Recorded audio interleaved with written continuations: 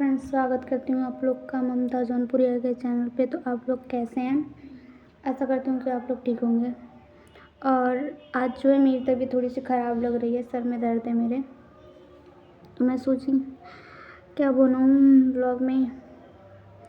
और अभी मेरी तबीयत थोड़ी सी डाउन है। और सब ठीक है, मेरे घर पे भी सब लोग ठीक है। और अभी मेरा हाथ तो मैं आप लोग को दिखाई थी कितना काम कर रहा है कितना नहीं।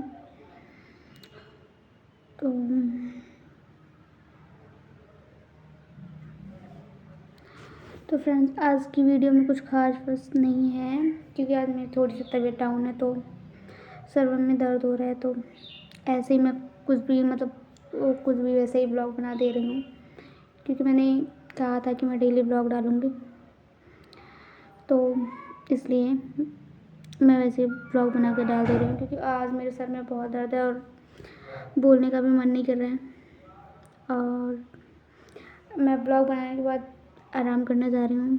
तो बस आज के लिए इतना ही, एंड कल मिलेंगे। और thanks for watching the video.